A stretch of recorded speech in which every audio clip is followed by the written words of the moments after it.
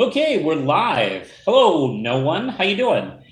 We are going to get started. I thought I would get the show going a little early, so I have time to share the link of this video. Hey, folks, how we're doing? We might be knocked off a couple times doing this. I don't know.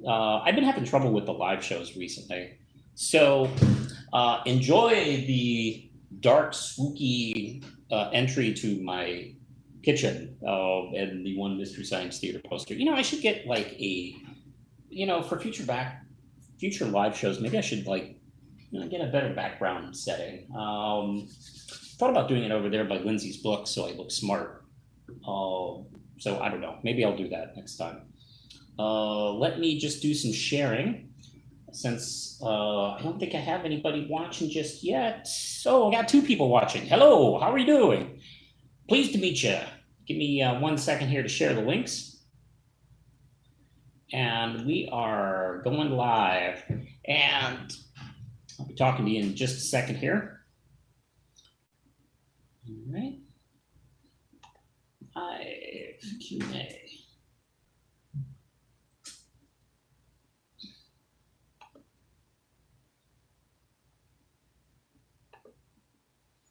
And one more.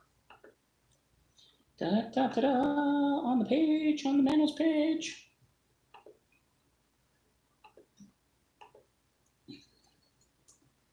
Q&A.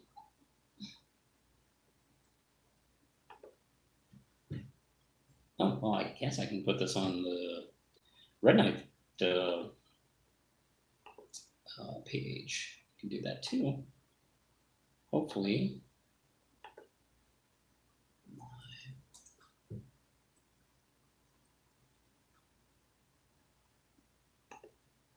There we go. All right, we're at the end. All right. So, hey, how's it going, folks? We are at the end of our Kickstarter campaign for Red Knight 4, The Death Ray Dick Adventures. Hey, Marion, how you doing? Welcome aboard. Yep, we're about 63 minutes away, so I thought I'd celebrate it with you, unless my YouTube gives out and I can't bring the live show back. But if I can, we'll be doing that. I, of course, also have my co-host off camera, Lindsay. Hello. And we'll be chatting a bit. If you have any questions for me, I know I haven't done too much live stuff lately, and I've actually slowed down on some of the videos in the last month or two. So if you want me to catch up on some stuff that I haven't been talking about, we can get started. Not to mention, we can talk some Red Knight stuff. Because, I'll start it right now. It's the Kickstarter for Red Knight. Number 4 is entitled The Death Ray Dick Adventures. And this issue involves 2 new vigilantes coming to Norfolk. At the same time, Red Knight and Martha are trying to figure out how to work together. And Martha Brown comes to Red Knight and says, "Hey, there are 2 new vigilantes in town that are stirring things up, and I want to take them out. I want to arrest them." And he's like, "Well, wait, they're unlicensed heroes like me. Maybe they're not bad guys." And so it goes into that question as to are they who they say they are, and are they 2 guys who are abusing their power? There's Death Ray Dick, who has a laser that he has a false eye that is a laser, and his buddy Handquick, who can create sonic booms just by clapping. That's literally his only power too, by the way. He's not super strong. Maybe he is kind of stronger, but I mean, his go-to move is this, and the end. That's it. Are they abusing their power? They seem like maybe they might be. They use their powers on 2 shoplifters. And they stop 2 criminals, but I mean, they're just teenagers. So I mean, it's that line that Red Knight has to kind of figure out what's right and wrong on this. So that's kind of like an introduction right immediately into Red Knight's world of him trying to figure out, what is right and what is wrong. And, it just couldn't be simpler on his first time out. It couldn't be an easy case of an obvious bad guy. And also, trust. Red Knight and Martha are going to have to trust each other. So that's the first issue after the establishing story arc. And we are at 60 minutes to go here. And we'll be what do you call it, funded. Okay. Let's see, 59 minutes here. And we already exceeded our goal. We had a small goal of $500, which is really all I needed for this issue to get going. And I've hit 646 at this time. And I wanted to see if anybody else would be interested in joining, because Kickstarter backers, of course, will get the issues first before anybody else. If you get a digital version, you get that, I think, the quickest. The people who primarily just get the digital versions will get those even before the people who get the digital and print versions, because, well, all we have to do is just whip it up.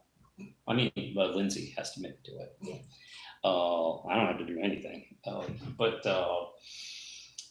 those people will get the ones quickest, actually. So if you're curious, we also have tiers. If you haven't involved yourself with Red Knight up until now, you can actually get caught up with the series where you can get all 4 issues, the first 3 plus the new one, and either digital or print or both. So that's kind of what we're doing. We're at 58 minutes now at the hour.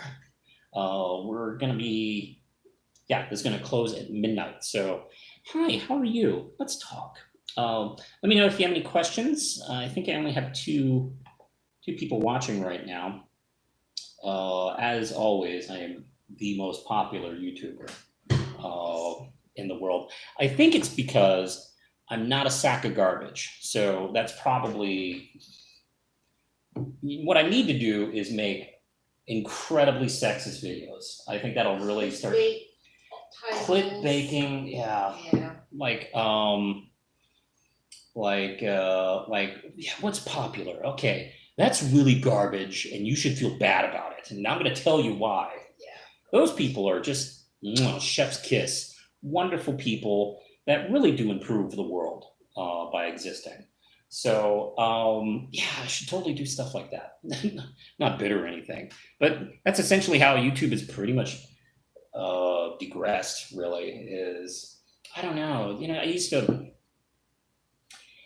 I mean, I was kind of like into a lot of those type of YouTuber content creators who would kind of be fake angry and stuff like that. And I don't know if that was a good idea for us as a generation to do that kind of stuff.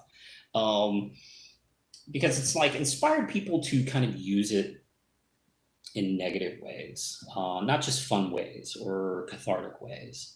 I've seen people try and use it as a way of trying to create a narrative against things they don't like. And sometimes these things they don't like are not just, things that might be bad, but stuff they don't agree with on a political level, on a social level, and that's bad. It's turned really ugly, and I don't really enjoy that pretty much. So that's kind of what I've been trying to do with my videos lately. Is one the last few years actually. Oh, geez, I don't know. I started turning about maybe 2017, 2016. Hey, how's it going? I got Marion asking a question. Let's see. Man, I am blind. How different do you think Steven Universe future finale would have been if they weren't able to go through to Steven and Kieran and his corruption? Well, we would have had another season. That would have been the season finale. And then the next season would have been about bringing Kaiju Steven back, and whatever circling that adventure. That's pretty much what I would think would have happened. But no, I think Cartoon Network and Rebecca Sugar were only able to agree on 20 episodes. I just watched a video earlier today about like all the wrangling she had to do to get her stuff done. And if anybody has any issues with how quickly some of the plot lines ended, it's because of that. Like, she had to make some concessions to get what she needed done, which is unfortunate because it does kind of affect the work. But I'm really proud of her and being a fan of the show, because I think what she got done was pretty amazing. They probably have to lock them up away somewhere. Yeah, pretty much. That would have been cool if they'd been able to. I was just thinking about, if they had been able to take that fight a little bit further, that ending fight, maybe not destroy Beach City or Little Homeworld, but maybe if they had taken that fight elsewhere. I'll be honest, I literally thought the temple was going to be destroyed. I really thought they were going to end this with that temple getting destroyed. And then to be honest, I'd been thinking about that for like a year or two before the show ended, actually. But around season 4, it's like, that place is going to get blown up. The diamonds are going to come, blow the shit out of it. That's going to be, our marker, like, oh no, things are different, things are ending, this, things are serious. That's how you do it with TV shows. You blow stuff up. Like, oh yeah, this is the last episode of Batman, we're blowing up the Batcave, that kind of thing. Let's see. So I haven't had a chance to talk about season 5 of She-Ra. I was going to do like a Skype discussion with Deadpoolzilla or Mr. Multiverse, but I had some real trouble. I had some awful trouble with Skype lately, so I haven't been able to really put that together. I'm gonna, I don't know, I might try one more time to get a Skype discussion done. If not, I'm just gonna do a standard review of the show. I have seen, of course. Ironically, I binged the shit out of that pretty quickly. I watched that in a couple of days because, frankly, I knew the internet was really excited about it, and I knew I was not going to be able to keep myself away from that. Lindsay and I are different in that part. She can stay the hell away from that stuff. I can't. Oh man, something's happening. Let me just take a peek at Twitter. And Lindsay is great. Stay off of Twitter. Yeah, she doesn't even care for Twitter. But I mean, in general, I will look up stuff on YouTube. So yeah, I'm gonna see it, so I might as well watch it as fast as I could. Let's see. To spoil my review, I really loved it. I thought it was an excellent season. It's the best season of the series, which had 4 previous great seasons, and I think it's probably one of the best seasons I've seen in a Western animated TV series. I put it up there with the first season of Batman Animated, the Cadmus season of Justice League, book 2 of Avatar. It's really strong. It's really great. And speaking of Avatar, I've been getting into that show. Fun fact, I've never seen Avatar up until they put it on Netflix. And I've been kind of waiting for a chance to watch it. Yeah, I've known of the show.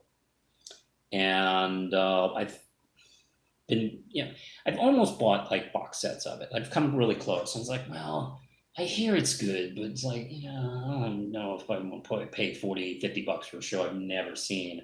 Literally, the only thing I knew about the entire Avatar universe was Korra hooked up with a woman in the last few seconds of her show. That's literally the only thing I knew for 5 years about the show.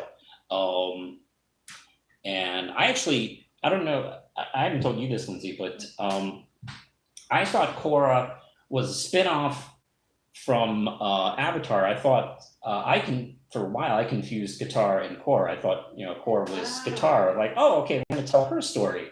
in a new show. And then I, like a year or two later, I realized like, no, that's not even the same character.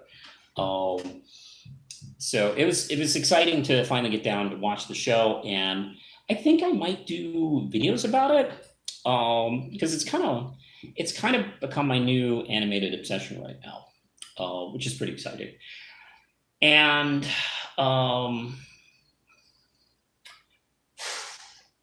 yeah, I almost, when I tweeted that I was going to start watching it, I had several people go nuts. Like I couldn't believe I hadn't watched the show, which made me regret. I almost tweeted something really shitty, like, "Is it as good as the movie?" Because that movie was awesome. I knew that would like bother people, but no, I never did that. Oh, I really should have. Too late now. Curious Low would have lost her shit if I had tweeted that. That would have been worth it. Like, I don't know if it's as good as that Shyamalan film. Everything he spins is gold, but that didn't happen. I didn't do that. So right now we are in the middle of Legend of Korra. We just started book 3 today, and that's been pretty good. I've been really enjoying that. And oh no, the ending spoiled. Like, look, the internet blew up when that last episode aired. So I mean, there was no way of avoiding that. So like I said, it doesn't really hurt me. I don't know. I'm not one of those who goes, "Oh no, don't tell me one thing about this. It's going to ruin everything." Like, I'm good. I can handle stuff. Let's see. Marianne also says, "I'm almost done watching season 2 of Kipo." I absolutely love Kipo, and I'm meaning to talk about that on the channel. That's a great show. That's one of those shows that is so good, it almost feels like they're showing off. Like I'm going, through an episode and going, "This is great," and then wolves start rapping about science. It's like, you didn't have to push it any further. It was already deep into it with you, but now you're going off, and this gorgeous animation and the music. Some of those action scenes are amazing. I love the action sequence where they're like flying through all the buildings, being chased by the frog on the flying car, and the giant bunny chasing. That's an amazing stretch of animation where they're going through all those broken down buildings. That's amazing. I love that show. Once again, I've been thinking about doing a video about that. I have to tell you, I've been slowing down in a few things, and if I may be confessing to you, doing YouTube, and I even like going all out in this Kickstarter, I've been a little discouraged because what's going on in the world. I know. And it's had an effect on a lot of us emotionally, and me too. And I don't have enough. All right, we're back. Let's see. We're back. Yeah, it's bad enough that I only have a few viewers. Like, YouTube has to like make it harder. I don't know if I can blame YouTube, but lately I've been having some trouble with the YouTube live shows. They've been kind of freezing a lot on me, which I'm not sure what's going on. My cable's fine, my Wi-Fi is fine, and the phone I use is really good. So hey, Marion asks if I've seen the movie Brightburn, and the answer is no, and I purposely skipped it. I'm sure it's probably really well done, but I'm really not in the mood for evil Superman anymore. Not anymore. I'm just not. I don't even care if it's done well. I mean, James Gunn is a guy I support. I'm sure he did a great job with it. I'm just not in the mood for evil Superman stories. The end. So, yeah, I kind of didn't see that. The last movie I saw in theaters, we can have a little fun with this, is the fact that last movie I saw was Birds of Prey, right? It was Birds of Prey. Is that the one? So. Yeah, I think that was the last film we saw. And I absolutely love that film. I don't even know if I posted a review of it. No, I did. I did a review with Ian. We talked about that. We really loved it. I haven't had a chance to watch Harley Quinn TV series because I don't have DC Universe. I don't have the confidence in that being a streaming service that's going to last. Sorry, I just don't. I have no confidence in it. So I'm just going to wait until it all goes over to HBO Max. Yeah, sorry, Ian. I know you really are loving it, but I feel like in a year or two, like Doom Patrol and Harley and whatever else they had is going to be on HBO Max. So I might as well just wait and save my money. Let's see. I've been watching clips of Harley Quinn series, and I gotta say, it's Kaylee Coco, right? Who from Big Bang Theory? Is that her name? Yeah, Coco. Coco, yeah. When I first heard she was like cast, I was actually kind of doubtful about it. It's like, oh, they got her. I mean, I know she's blonde and she does a comedy, but I didn't know if that was a good idea. And then I saw what they were doing with Harley, where she is pissed off and frustrated by all the idiots driving her nuts all the time. It's basically Curb Your Enthusiasm with Harley Quinn, and that's a type of comedy she does well. So it's like, oh, okay, now I see what you're doing. That makes sense. That's good casting. And that's a really funny take on that. So that's really good. Let's go back. Let's see. We are at 43 minutes until the end of the Red Knight 4 Kickstarter. If you are interested in joining and supporting, you still have 43 minutes to do so. All right, let's see. Where are we? Marion's here. How long do you think it would take? How long do you think it would take for Spider-Man to piss off Catcher from She-Ra? 5 seconds. Either Miles might take a minute. Peter instantly. That would actually be a cool fight. I would pay to see that fight. I see the She-Ra. Well, excuse me. I see the He-Man Masters of the universe more connected to DC. Well, actually, they are connected to DC. But I could go for that. Last time I did a live show, someone asked me about Catcher being on the Suicide Squad. It's like, man, that writes itself. That would be fun. But man, I can't. Spider-Man is one of those guys that's like, oh man, I'd love to see Spider-Man meet character ABCD. It's like he's one of those guys. Like, no wonder Marvel, literally, when they have any book that's somewhat successful, they throw Spider-Man in it, like in the first 5 issues. Like, oh hey, this is starting to. Hey, Micronauts is starting to be a big hit. Let's have them meet Spider-Man. I know I really showed myself being bold there, but that's that's old Marvel logic. Like, hey, it's a hit. Let's put Spider-Man in it, make it more of a hit. Oh, and it worked. I mean, I'm not going to argue with that. So, what the fuck am I talking about? I feel like I've gone off the rails. So, let's go back on the rails. We are at 41 minutes for the Red Knight Kickstarter to end. And like I said, you can get issue 4 in print and digital, and you can get caught up on the whole series in print or digital. We're also including a, what do you call it? A pop figure, doing a custom pop figure. Oh, probably should have showed you that. Oh no, let's see. Oh, that's Lindsay's hand. Okay. And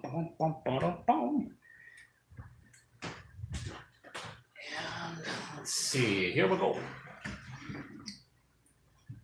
Now we still have a couple of these left, actually. So if you want a customized Red Knight pop figure like this guy, complete with box, you can do the box too, right? Okay, it'll come with a box. Yep, it'll come with a box, much like this one. And this one made by hand from my lovely wife, Lindsay. Let's see, there he is in his full form there. Oops, yeah, you kind of have to see the box. There we go.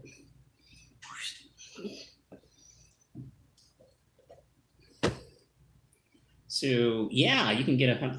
I think we've had 3 available, and we've only had 1 taker on it this time around.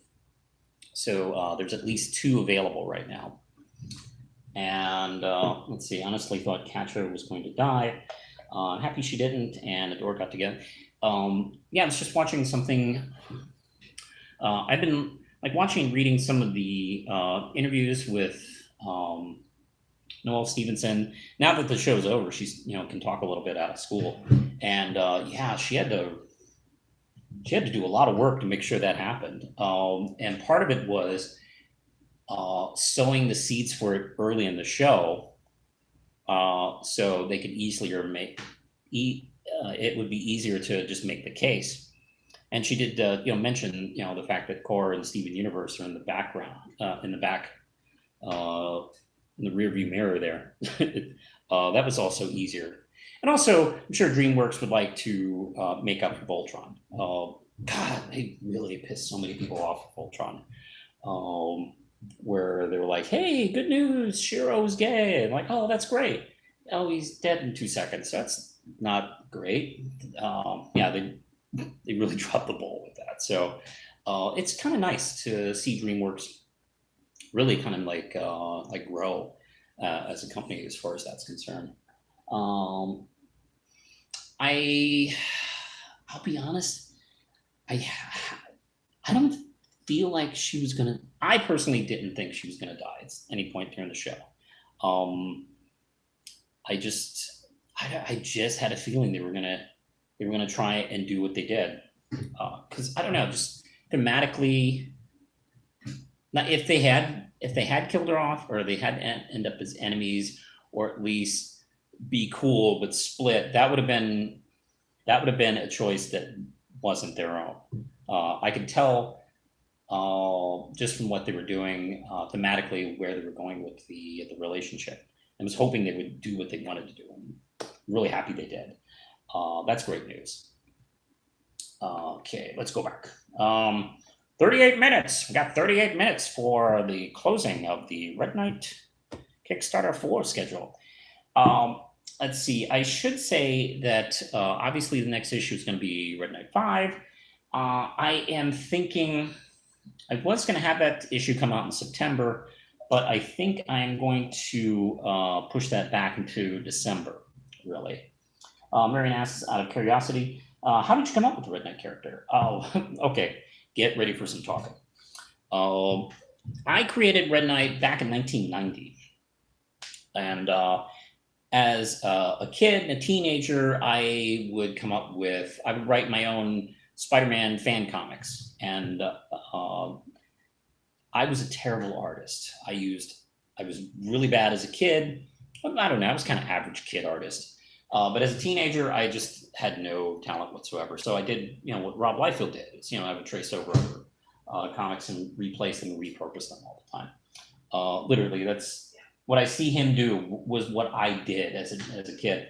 And I had this story idea. I thought it'd be neat if Spider-Man ran into another superhero just a couple years younger than him that was inspired by him. And I never finished it. But I really like the character I created. So I'm like, well, wait, if I make this, it would be mine. It wouldn't be Marvel's. So why don't I just kind of develop that? And that became Red Knight. And the character had a lot of influences. One I was a fan of at the time. He was originally based in Texas, and then about a year or two, I realized I don't know anything about Texas. So I put him over here in, first off, Virginia Beach, and then in Norfolk. And I'm glad I put him in Norfolk. Norfolk's, I think, a little bit more interesting. Yeah, that far back. I created him probably in the last year of high school. It was kind of building the character there. And very quickly, I created Martha Brown and kind of the rest of the Red Knight universe. And I kicked around a few different names, but his real name, Todd McClane, always was. His origins always pretty much were the same thing. I haven't changed much outside of kind of the window dressing of it, the design and the name. but everything else is pretty much stuck. And a lot of what I created in the first couple of years of Red Knight, I created him at the time of the Extreme Age in the first few years in the 90s, and a lot of what went into this character and philosophies was kind of designed in a way of reacting and rebelling against that stuff, because I didn't particularly like the Extreme Age when it was new. when I was a kid, I didn't like it because I thought it was kind of against what, I liked, dark stuff, but dark shouldn't be the default. And it was pretty much everywhere. Everyone was doing that kind of stuff in the 90s. And it was getting uglier and uglier. And I don't mean just on a thematic, on a thematic level, but also on a visual level. Everything just looked muddy and gross and not great. And unfortunately, a lot of comic creators my age, I think, romanticize that era too much. And you can see that in a lot of their work. Like, it's not that era wasn't that wonderful. So I've kind of held that, it's funny because when I was creating that, I thought, well, this eventually is going to go away and it's going to kind of seem dated, but it hasn't really gone away. And that discussion in comics and, versus light and dark, grim and gritty versus positive is still with us. And we've had kind of a generation grow up from that. So I'm kind of watching that, have like this nostalgia in regards to that. So, it's funny. It's become I feel like it's kind of become more relevant as time has gone by. So that's kind of good. That's good in my favor because I don't want to rewrite this stuff. So, that's fun to do. Where are we here? 33 minutes. All right. Also, there's something that I want to do with Red Knight and this is actually something that's kind of developed as I was making it. And it's something I've been kind of seeing go on in society right now, is dealing with people who you were holding in high regard. Let's see. Hello, Jim. How you doing? I'm talking about my origins, about Red Knight, my comic book, as well as my inspirations and themes. I was just starting to get into the fact that I very quickly, when I was starting to develop the book in the early 90s, I had this really cool idea that Red Knight was influenced by the heroes he grew up with.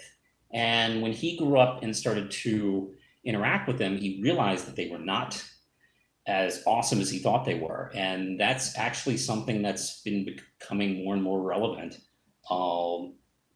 in the public eye. You can talk about it with people, realizing, the problems with the police departments or our own personal heroes, like artistic heroes, like J.K. Rowling, for instance, and many, many others, and, comic creators, comic creators too. People we thought were great, who were like a little bit grosser in real life. And that's kind of something that I was planning as a big theme of this series of Red Knight growing up and realizing that his heroes weren't perfect, and trying to decide, like, did I, when you learn like important values and morals from people who were not very moral themselves, is what you learn valid, or is it just they failed and maybe it's your turn to see if you can live up to what they were trying to achieve?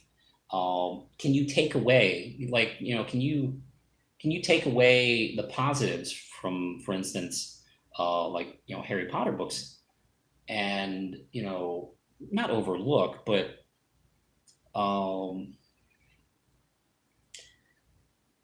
be aware of, the problems of its creator, but also, take away from the positive ideas that she put forth.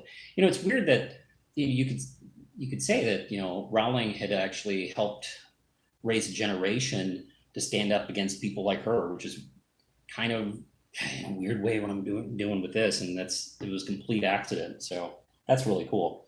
Let's see. Jim says I'm working on my book Mojo Rising Origins. I like that at the moment as well. Good luck to you. Please keep going. I hope.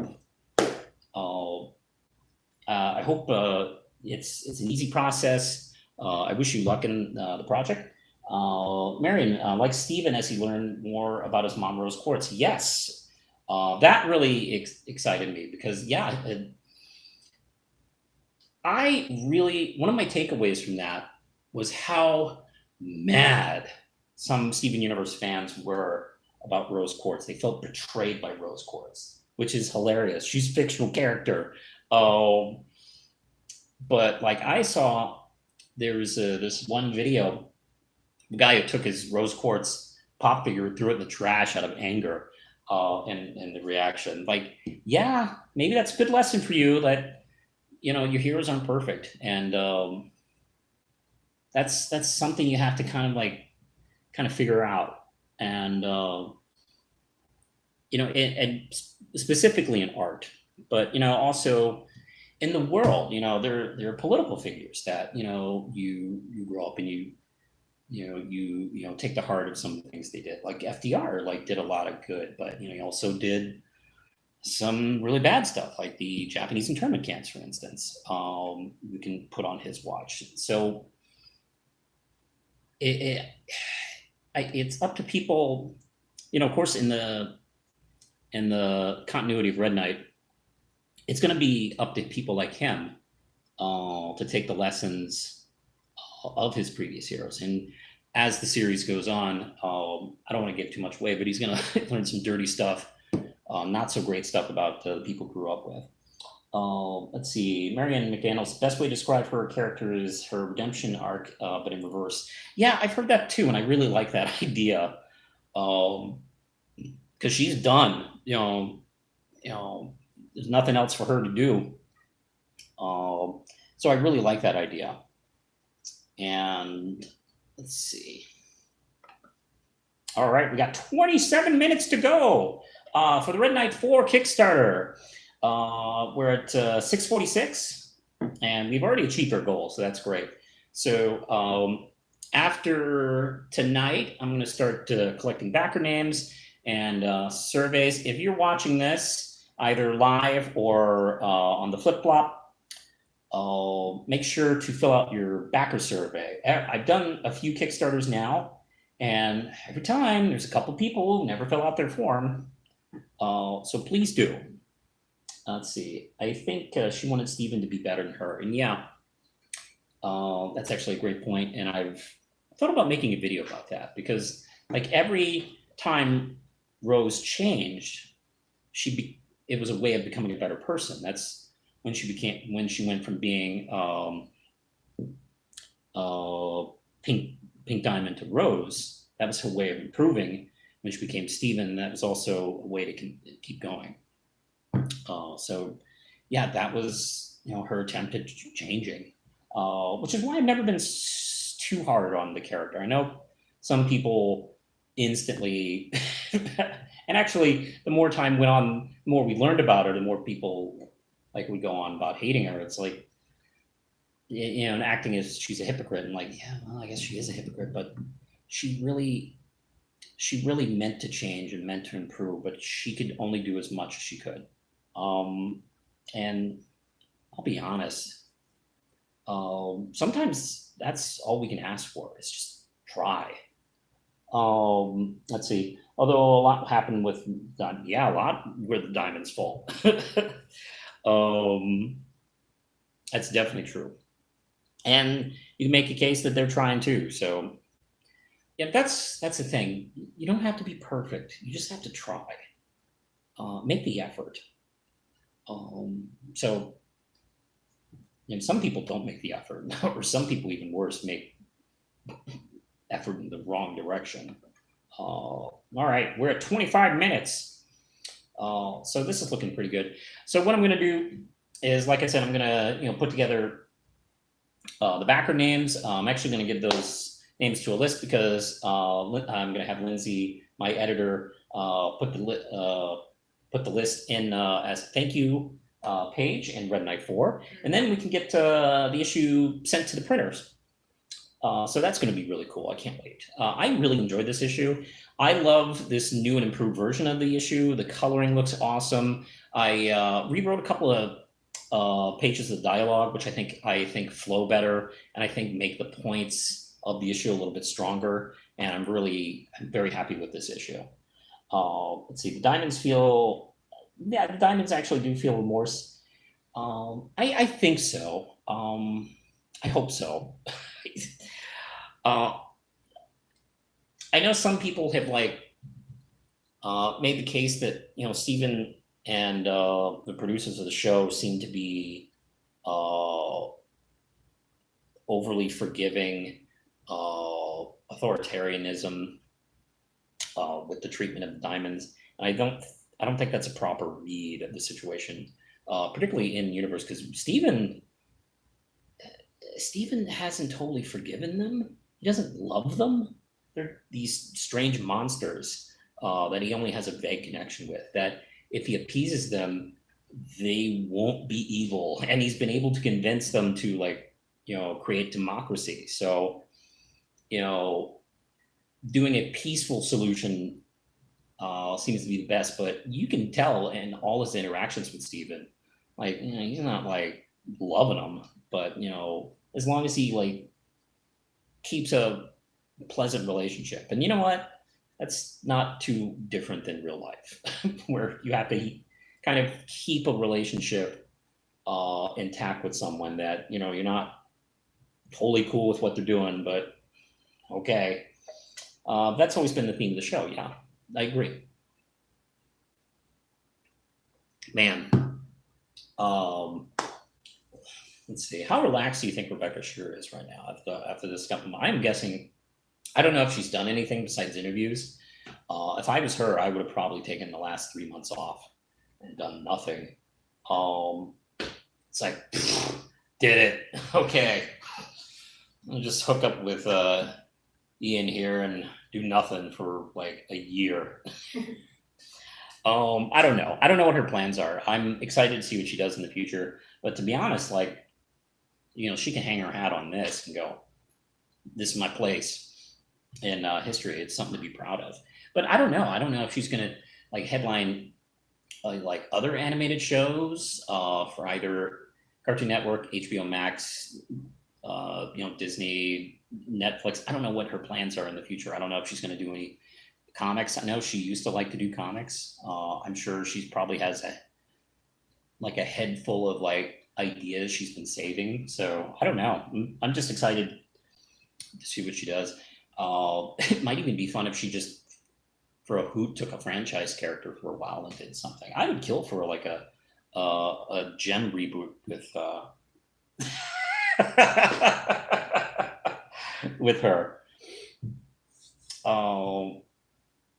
Let's see. That's, of course, it would be the next thing. Because you could do the colors and the music, and I don't know. I could easily see her doing that.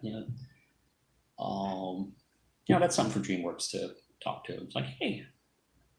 So, I know Marion's saying I would have taken a year off as well. Yeah. I've been laid off during this pandemic, so I've been kind of taking a break too. I have been doing some writing. I'm a retail manager, and my store has been closed. My company has been closed since the middle of March, and they haven't reopened the stores yet, which is really nice because they sometimes cater a lot to older customers, and they've been kind enough not to rush reopening, which unfortunately puts me out of work for a while. And I had been using that time creatively. So I've written a couple of comic book scripts. I have plotted a few issues of Red Knight, and of course I've put to work on this Kickstarter that's just finishing up. Not to mention, I'm working over at Geeks for Fun channel. I've been doing a couple of voiceovers here and there on their DBZ DC audio drama series, which I highly recommend you check out. If you like DC Comics, Universe, and Dragon Ball Z, they've combined the two. Check out Geeks for Fun. It's a really good channel. And they are going to start, I think, sometime later this summer, if I remember right, a Batman audio drama, which I have been honored to write some issues. Not write some issues, write some episodes. I'm writing episodes. I've written so far one per season. They're doing they have a planned 7 seasons, and I've so far written 1.5 episodes. I'm currently writing a 2nd episode right now. So that's kind of fun. It's also been challenging. I've written comics, written film scripts and TV scripts, and a novel, short stories. I've never written an audio drama, and I have to kind of figure out how to do that because it's a really different thing. Because I am a very visual writer, and this is not that. So I kind of had to relearn how to display things. And that's been really exciting. And also get to work with Batman characters, so that's neat. That's coming soon. I'll talk more about Echoes of the Night, which is the series. Once we're closer, I'll be promoting it a little bit more on the channel once we get closer to it. Let's see. Steven really cares about the diamonds and didn't realize the harm they were doing. Yeah.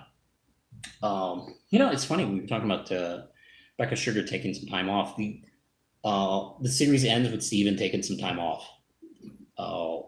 So I think that's really personal. I really enjoy that aspect of the ending. And of course it's open-ended, so Steven can do anything at this point. You can go off and have adventures and come back at any time. So that's kind of exciting.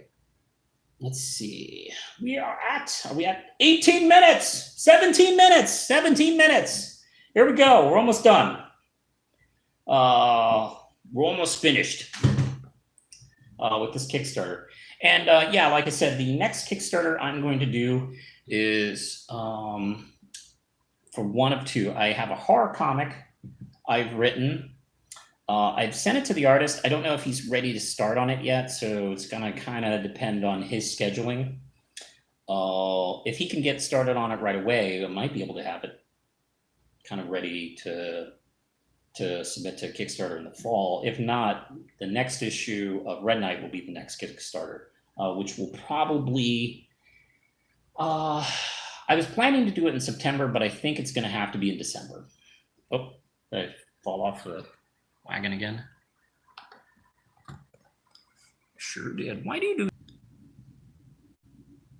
Okay, we're back. All right. I don't know how much was caught. I don't know. Let's see. We had a little break there. So I was planning to release Red Knight 5 in September. Probably going to have to do it in December. Which is fine. That gives me a little bit more time to work on issues 6 and 7. We almost have the entire 9 issues that have been previously done colored. We're really close. Forster's working on issue 7. That means we're probably 1.5 issues away from having the entire thing colored. I'm very excited about that. Let's see. I think December is probably realistic for the Dr. Sci-Fi issue. That's going to be fun. That's going to be like a thicker issue, by the way. It's like 27 pages or something like that. So let's see where we go here. I'm probably going to be more all into doing the Kickstarter for that. We have 15 minutes. We're 15 minutes away from this thing. I don't know. Let's see. Just about done. So I've talked a lot about the Kickstarter. So, God, we got comics again in the last couple of weeks, and I have been buying stuff again, which is fun. they've kept my local store open, and they've had to do things and stuff like that in order to keep up business and shit. I've bought some back issues. They're only taking credit card right now. They're not taking cash. So they just last couple of weeks they've been doing like they've gotten like 1 week will be DC, 1 week will be Marvel. God, this pandemic sucks. I really hate it. There's a lot of things about this year I've hated so far, but man, this pandemic is just really tough. It's made everything difficult. So we'll see about that. It's nice having Image books again. I picked up this really cool book about Anne Bonny, the pirate, from Image, and I'll do a video about it. I really enjoyed it. And I'm reading Mercy, the horror comic from Image. Love that book. So I have recently stopped reading DC Comics and the regular books. And I've been thinking, I think I'm going to when I pick up DC Comics again, I think it's going to be the non-continuity books, the non-canon books, the side stuff. Because I'm done with the regular universe. I'm officially finished with it. I think they have just ruined the regular universe so bad with its continuity and its constant reboots. I can't make heads or tails of that thing anymore, and it's not fun. Look, all your stories and events to rewrite continuity, that's not fun to read, and I don't like it, and it's hard to get emotionally invested in that stuff. But also at the same time, the non-canon stuff constantly retells origins too. I'm sick of their origins. I'm sick of everybody's origins. Why don't you just go do something else besides retell your origins? Good Lord. Do something else.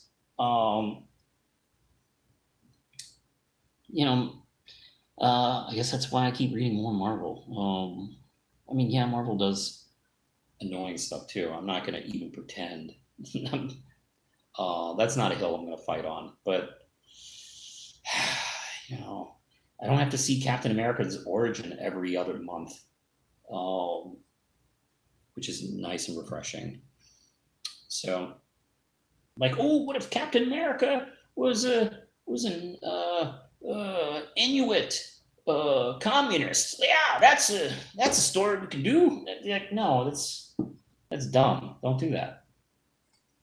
Or what if he was raised by zygotes? I don't know. I don't know how he'd be different if he was raised by zygotes, but that sure would be Mark Millar's greatest story ever. So, if you can tell, I'm a little bitchy. But am I bitchy about it? I don't know. It's like stop rewriting it. It's not good. So, anyway. We are about done here. We have 11 minutes.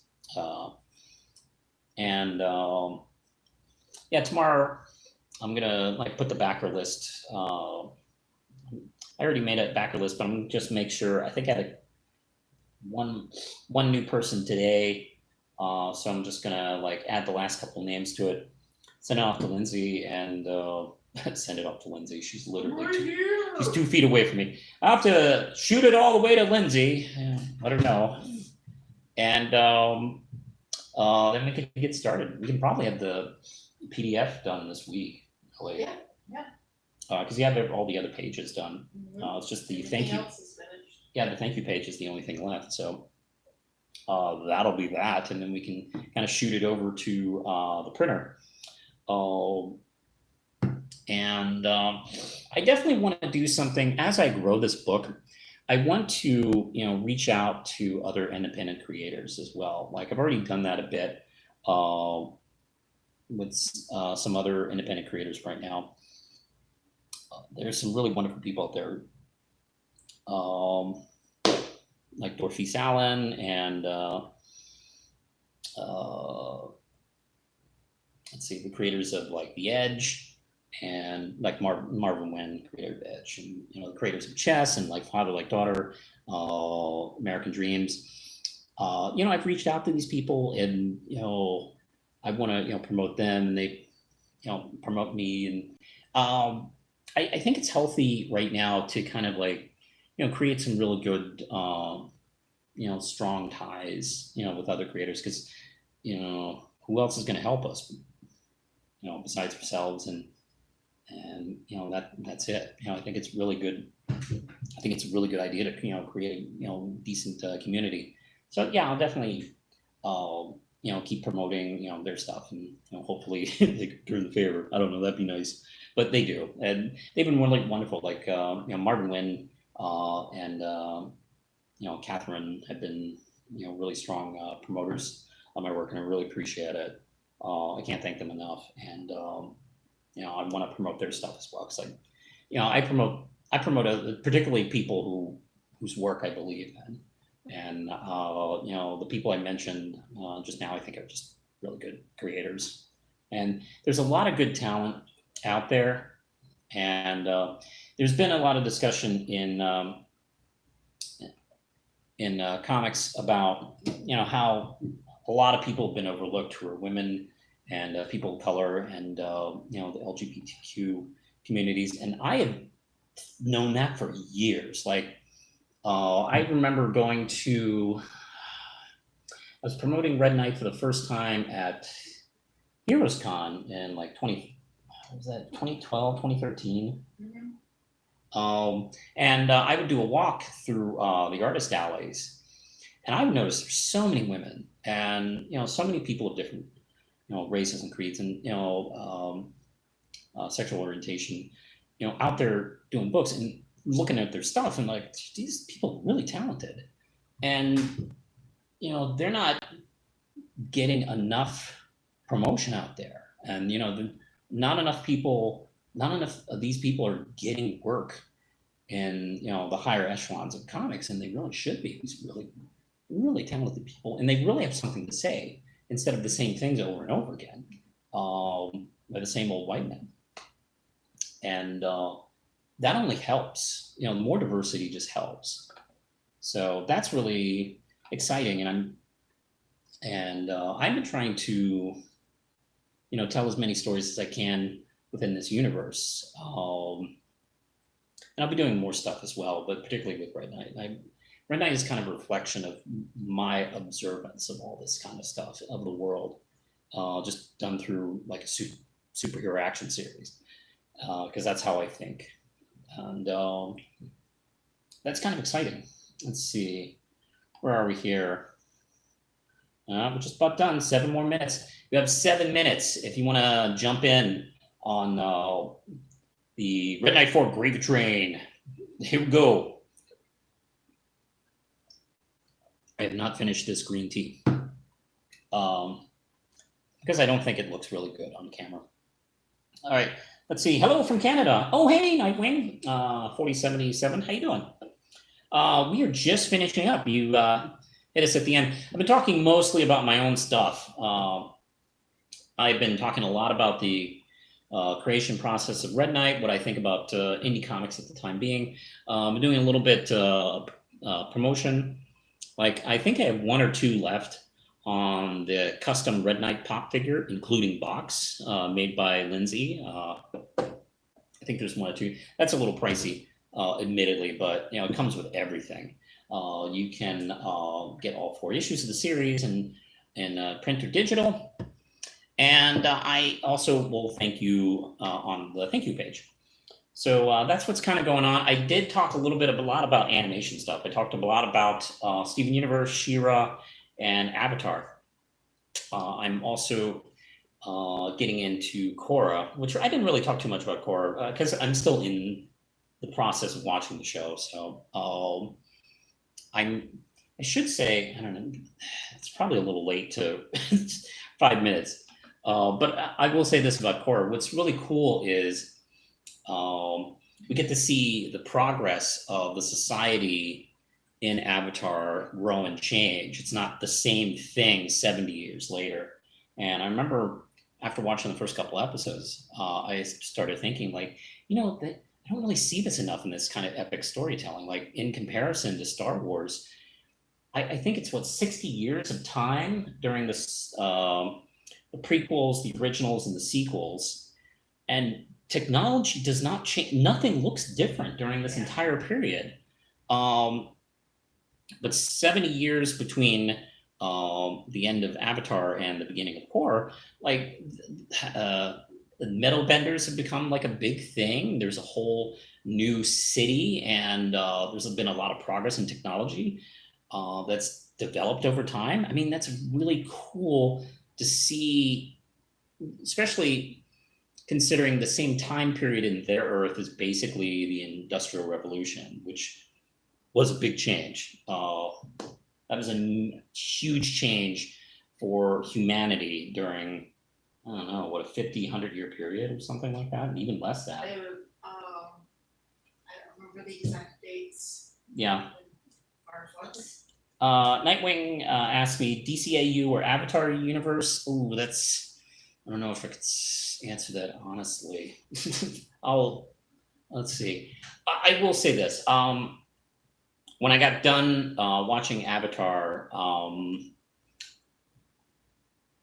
I realized that is the best Western action adventure animated series I've ever seen. Even better than Justice League and Batman, which are still great and important, and I love them, but I think this was better. And I would actually put this alongside of like Star Wars and Lord of the Rings as far as like epic fiction. I think it's that good. So I love the DCAU, and to be honest, it's kind of my barometer. I put a lot of action cartoons up against, like, let's see, oh, this is cool. It's kind of like Justice League, got one episode. Like, I will literally do that all the time. When I started getting into Steven Universe, I started like, kind of pairing up, and how it, work with the DCAU, because that's how I think. All right, we are at 2 minutes. We're at 2 minutes to the end of the Red Knight 4 Kickstarter.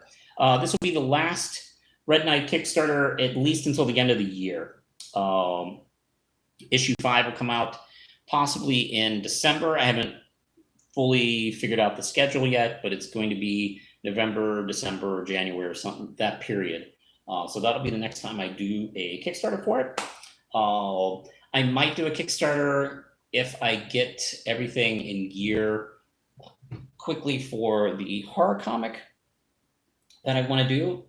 And let's see, how would you do a DCAU Avatar crossover? It would have to be it would have to be like a multiverse adventure, because their Earth is not the same Earth. So that would be fun. Look, Aang or Korra would be like a Justice Leaguer type. All right, we are almost done. We are at 100 seconds. We're down to the seconds. 94, 93, 92. Don't worry, I'm not going to count every second. That's stupid. Is it Earth? Yeah, the Avatar Earth is an alternate Earth. They even call it Earth. They even have Earth benders. So it's just like a alternate Earth that's mainly Asian and Eastern cultures. There doesn't seem to be any white people on it, which is probably for the best. So let's see. There we go here.